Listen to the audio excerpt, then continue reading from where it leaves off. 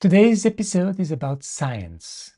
You know that thing you always wanted? That new phone with the 12 cameras you never used? That new pair of shoes that you never wore? That air fryer you saw on Instagram and you could see yourself making all these recipes? And then once you got it, the magic fizzled. The spark faded. The dopamine ghosted you. Why does that happen, you may ask? Why do our brain treat new stuff like a hot celebrity romance? Intense, all-consuming, and then suddenly over. Today, we're diving into why your brain is wired to be a relentless hunter and not a happy farmer. Let's start with the brain's hype man, called dopamine. Dopamine. You've probably heard it called the pleasures chemical, but that's a myth we're about to bust. In reality, dopamine is the chemical of wanting. It's the engine of motivation. It's the little voice in your head telling you, "Oh, what's that shiny thing over there?" In studies by Wolfram Schultz, hope I didn't butcher his name, and others, dopamine spikes when a reward is expected, not necessarily when received. Think about it. Ordering a pizza? The most exciting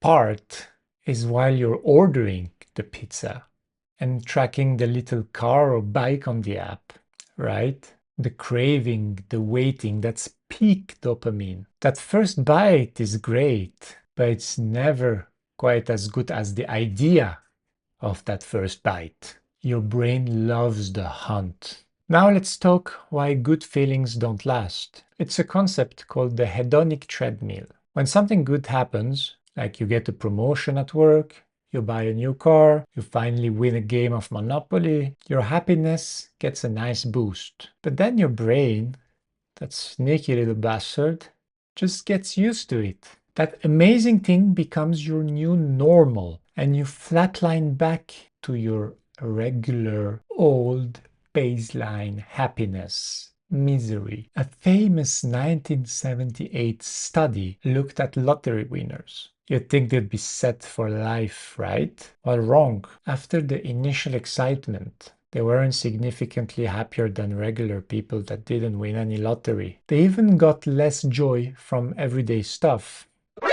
than that other group of people who didn't win the lottery. Imagine that morning cup of coffee not tasting the same anymore. That brings us to the sponsor of today's video.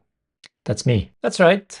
No shady VPN, no mattress that will solve all of your problems. Just me, hoping that the novelty of watching this video hasn't worn off yet. And if it hasn't, maybe hit that subscribe button. It's scarce and it's valuable, so subscribe. Now back to the video. Another huge factor is novelty. Our brains are novelty-seeking missiles, and that's an evolutionary thing. Back in the caveman days, a rustle in a bush could be a tasty rabbit, or a saber-toothed tiger. Paying attention to new stuff was a matter of life or death. And this isn't just theory. Researchers Bunzek and Duzel, hope I'm not butchering their names again, the real kind of researchers, not the trust me bro kind of researchers, the real ones. Those guys are the real deal. Put people in an fMRI machine, fMRI, and showed them pictures. When a new image popped up, the brain's reward center lit up like a Vegas slot machine.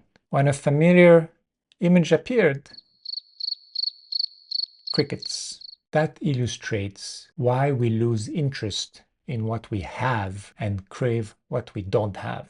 Now add scarcity to the mix. It's the supreme drop effect. We want things more when there aren't many of them. In a classic 1975 experiment, people were given cookies from two jars. The first jar was packed with cookies, and the other jar had only 2 cookies left. Which cookies did people rate as more desirable? You guessed it, the ones from the nearly empty jar. People are sheeps. So are we doomed to be miserable endlessly, chasing the next shiny object? Yes, we are. No!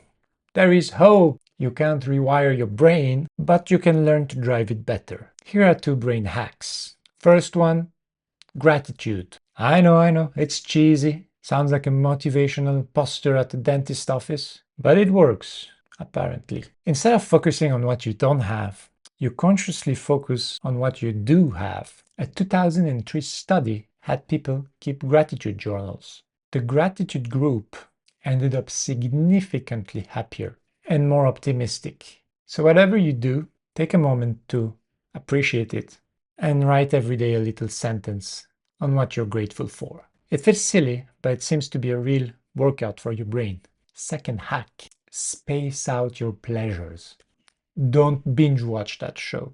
When you get that new video game, don't play it for 12 hours. That box of chocolates you received, don't eat them all at once while standing over the sink. Take one and appreciate it. Let it melt in your mouth. Delaying gratification keeps the dopamine anticipation train running longer, makes the final reward feel better. Be a connoisseur of joy, not a consumer.